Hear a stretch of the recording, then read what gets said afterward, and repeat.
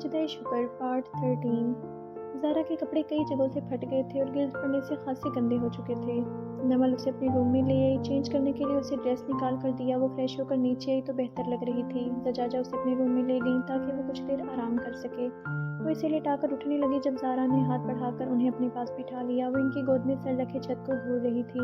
نمل اور مرتاب دونوں متفکر سے اس کے پاس بیٹھے تھے۔ ان دونوں کو زارا کی خاموشی رہ رہ کر کھائی جا رہی تھی۔ وہ پوچھنا چاہتے تھے لیکن زجاجہ نے اشارے سے انہیں خاموش رہنے کا حکم دیا۔ وہ جانتے تھے زارا ڈر گئی ہے۔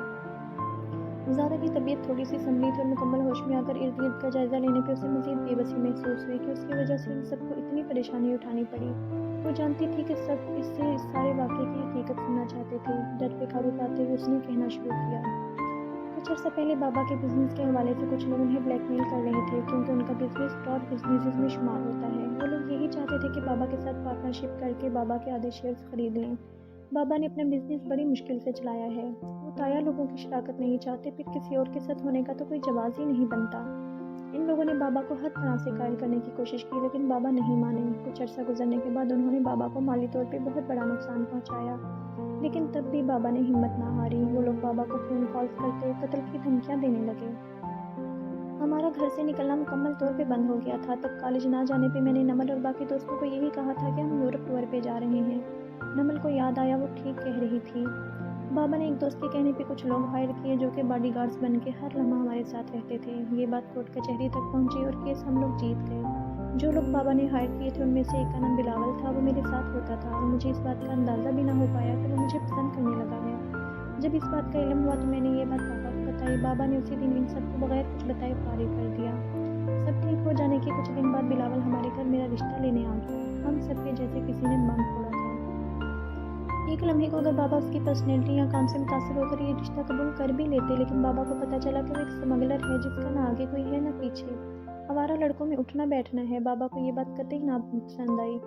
انہوں نے اسے کال کر کے اس کی بے عزتی کی اور انکار کر دیا۔ بلاول نے بابا کو جواباً کچھ نہ کہا لیکن وہ مجھے میسج کرنے لگا کہ ہم کورٹ میرج کر لیتے ہیں۔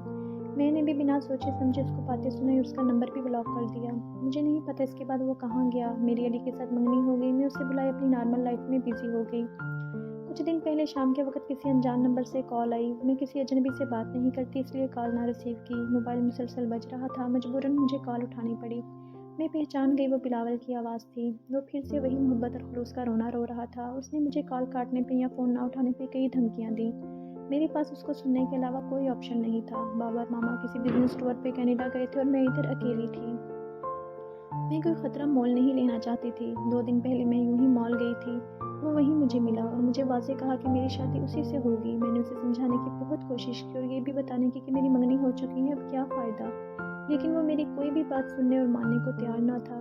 کل صبح فجر کے وقت اس کے آدمی مجھے سوئی ہوئی کو بے ہوشی کا انجیکشن لگا کر اپنے ساتھ لے گئے اور میں کچھ بھی نہ کر پائی۔ اگر آج مرتاب وہاں نہ ہوتا تو شاید کچھ اور ہو جاتا، لیکن اللہ کا شکر کہ اس نے مجھے بچا لیا۔ وہ آنسو پوچھ رہی تھی اور نمل پریشان تھی کہ کیسی اذیت سے گزری ہوگی بیچاری۔ نمل کو اس پہ بے حد ترس آیا۔ وہ تم سے محبت کرتا تھا، مل بیٹھ کے بات کرتی تو ہو سکتا ہے وہ سمجھ جاتا اور تمہارا پیچھا چھوڑ دیتا۔ مل بیٹھ کے سلجھانے والی بات ہے ہی نہیں۔ جس انسان کو دوسرے کی عزت کرنی نہیں آتی وہ محبت بھی نہیں نبھا سکتا۔ یہ بات نمل کے دل کو لگی۔ اس نے ایک نظر مرتاب کو دیکھا، وہ اسے ہی دیکھ رہا تھا۔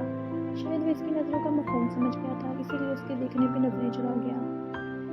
وہ بھی تو ویسا ہی تھا، اس نے تو کبھی بھی نمل کو عزت نہیں دی، پھر محبت کیسے، ساری عمر کیسے کٹے گی؟ نمل نے ایک سرد آہ بھری۔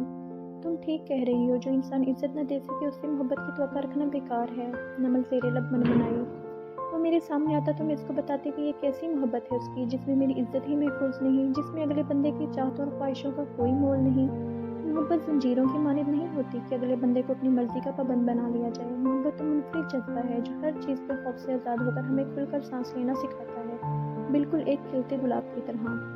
نمل سچی محبت رسوا نہیں کرتی، بلکہ کبھی درد نہیں دیتی۔ سب کچھ بھلائی محبت کو تو بس ہماری آن، ہمارا مان رکھنا آتا ہے، لیکن اس محبت میں ایسا کچھ بھی نہیں۔ اگر یہ رشتہ بن بھی جائے تو یقین مانو گھٹن سے ہی میں مر جاؤں گی۔ کچی اور بے اس بنیادوں پہ مبنی ایسے رشتے جن میں درد کے سوا کچھ نہ ہو جلد ہی ٹوٹ جاتے ہیں۔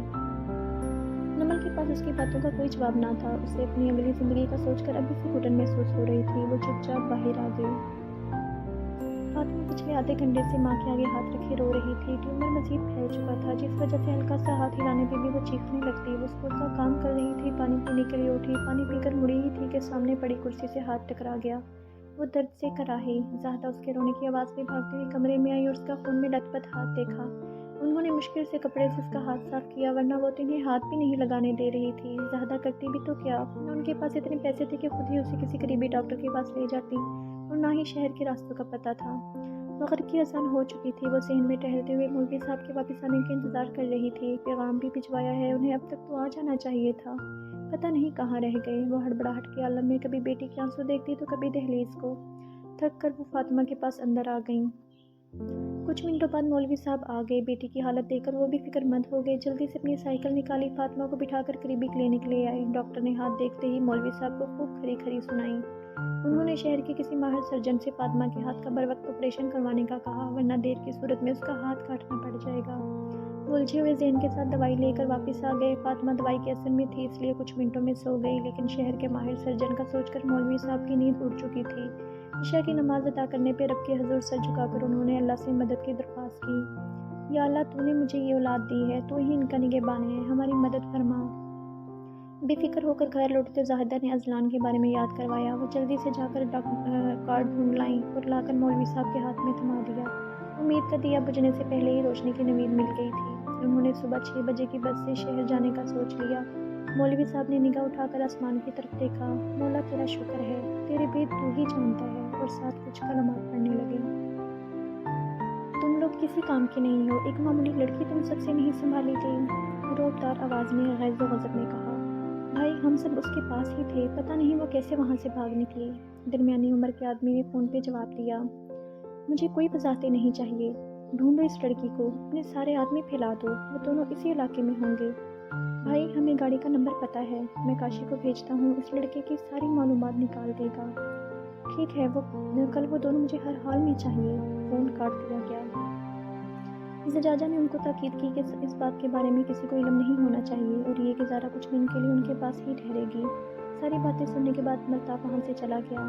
रात के 10 बज रहे थे। कितना अजीब इत्तेफाक था कि वो लड़की नमल की दोस्त थी। उसे सोचकर अजीब लगा। आज के सारे मामले के बाद वो काफ़ी थक चुका था। बेखबरी में गाड़ी चलाते हुए वो अंदाज़ा ही ना कर पाया कि वही लड़के उसका पीछा कर रहे थे। उन्होंने मल्ताफ़ के घर तक उसका पीछा किया।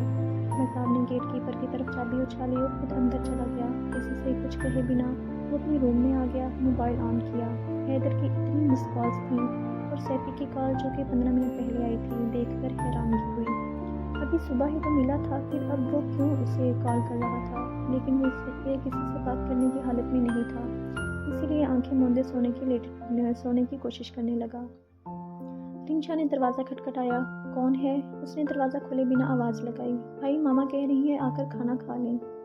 दोपहर में ज़जाजा चची की तरफ से खा लिया था, अब भूख नहीं है, तुम जाओ, मुझे नींद आ रही है, दोबारा डिस्टर्ब ना करना। रिंशा को सुनकर हैरत हुई। मर्ताब भाई, वो भी नमल की तरफ? वो नीचे चली गई। एयरपोर्ट पे अजलान का कुछ सामान बर वक्त ना मिल सका। गोहर हर रोज़ रात को उसके सर पे खड़ी होकर एयरपोर्ट कॉल करवाती, लेकिन गुज़िश्ता माह में जारी पायलट्स की स्ट्राइक की वजह से वो लोग उसे कोई भी जवाब ना देते और टाल देते।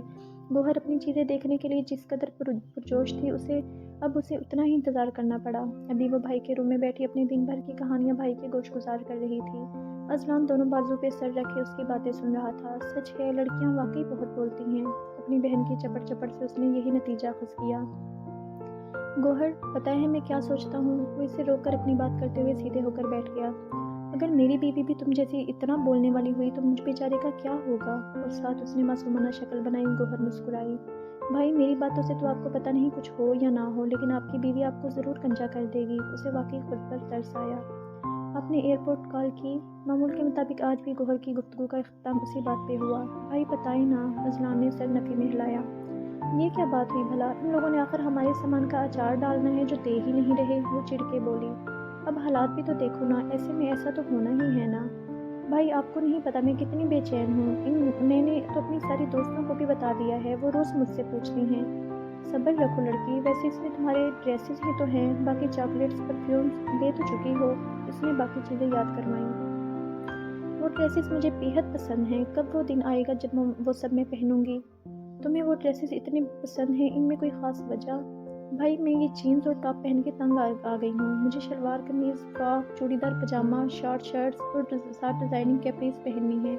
आपने वो ड्रामा देखा था ना, वो अना, उसमें आनिया और दानैन कितने प्यारे कपड़े पहनती हैं। मुझे भी वैसे ही पहनने हैं, सादा से। पाकिस्तानी ड्रेसेस बहुत प्यारे होते हैं। हाँ याद आया, आप मेरा अबाया लाए हैं ना, वो कुछ याद करते हुए बोली। बीबी लाया हूँ, अब बस भी करो, क्या औरतों की तरह मेरे साथ कपड़ों की बातें लेकर बैठ गई हो। क्या मैं तुम्हें लड़की नजर आता हूँ? अजलान ने घूरा। अच्छा है ना, आप अभी से आदत डाल लें, बाद में आसानी होगी। वो शरारतन मुस्कुराई। जीनी तुम्हारी तरह हर वक्त ऐसे कपड़ों की बातें नहीं करती, और ना ही उसे ये मशरकी लिबास पसंद है। और आपको? मुझे बस ये पसंद है कि एक लड़की ऐसे कुलिये में हो कि उसे देखकर किसी लड़के के जहन में कोई गलत ख्याल ना आए।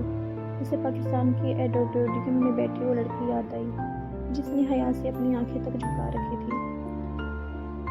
भाई, तो इस लिहाज से आपकी वो नकचड़ी जिनी तो कुछ ज़्यादा ही शॉर्ट ना होने के बराबर कपड़े पहनती है। यार मामा, ये आपकी लाडली मेरा दिमाग ख़राब कर रही है। उसे अपने पास बुलाएं, वो ज़ोर से चिल्लाया। मामा का सुनकर गौहर ने भौवें अचकाईं। काश आप मेरे भाई ना होते तो आप बताती आपको, वो बाजू पर चढ़ाते हुए बोली। जा रही हूँ मैं, और मेरी बात पे आधा नहीं पूरा सोचिएगा, वो कहती हुई बाहर निकल गई। बात तो सच है, मगर उसने सोचना चाहा लेकिन नींद की वजह से सो गया। मर्ताब का मोबाइल बज रहा था। पहले तो इसने बिना देखे कॉल काट दी, लेकिन बार बार बजने पे मजबूरन उठाया। आंखें मलते हुए वक्त देखा, सुबह के 4 बज रहे थे। स्क्रीन पे लिखा नाम देखा, बोलो सैफी। उसने मोबाइल स्पीकर पे करके साइड टेबल पे रखा। वो अभी भी नींद में था। मर्ताब उठो, मुझे तुमसे बात करनी है। यार ऐसी भी कौन सी बात है जो तुम आधी रात को मुझसे करने के लिए मरे जा रहे हो? जो कारनामा तुमने किया है ना, उसकी वजह से तुम्हारी जान को खतरा है और तुम्हें नींद की पड़ी है। यार अब मैंने क्या कर दिया? लहजे में उकताहट थी। ये लड़की का क्या चक्कर है? मुझे मालूम हुआ है कि तुमने किसी लड़की को बचाया है। ज़ारा की बात पे उसकी आंखें खुल गईं। वो सीधा होकर बैठ गया। ये बात तुम्हें कैसे पता चली? वो परेशान था। मुझे जैसे भी पता लगे। तुम बताओ, तुम क्या करते फिर रहे हो? कुछ नहीं यार, मैं फैक्ट्री एरिया में हैदर का इंतज़ार कर रहा था, तभी वो लड़की खुद ही मेरे पास आई और मदद की दरख्वास्त करने लगी। बस मदद ही की और कुछ नहीं।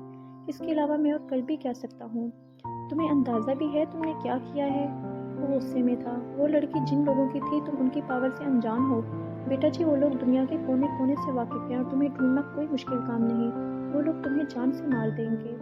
मुझे तुम्हारी फिक्र है, इसलिए जितनी जल्दी हो सके वो लड़की उनके हवाले कर दो।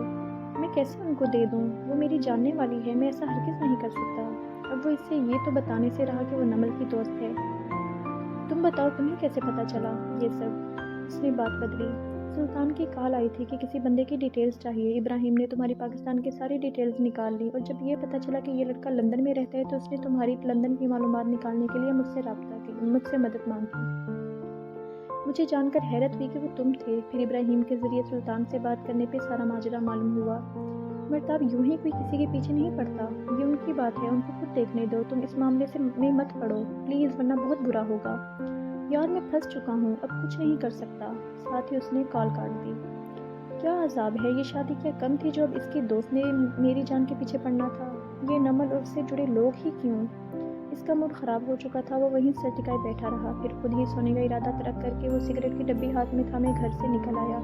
बाहर हर तरफ गहरा सन्नाटा था और अंधेरा था। कहीं कहीं स्ट्रीट लैंप्स चल रहे थे। दाएं जानब देखे बगैर वो घर की बाएं जानब मुड़ गया।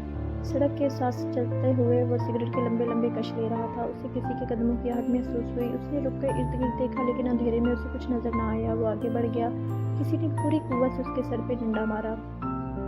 उसने मुड़कर देखने की कोशिश की। उससे पहले ही उसके मुंह के आगे कोई कपड़ा कर दिया गया, जिससे उठती बू से वो लम्हा में ही ढेर होकर ज़मीन पे गिर गया। वो खामोशी से उसे घसीटते हुए उठाकर ले गए। इस नावल के नेक्स्ट पार्ट के लिए हमारे इस चैनल को सब्सक्राइब करें, इस वीडियो को लाइक करें, शेयर करें और कमेंट बॉक्स में अपनी राय का इजहार दें। शुक्रिया। अल्लाह हाफिज़।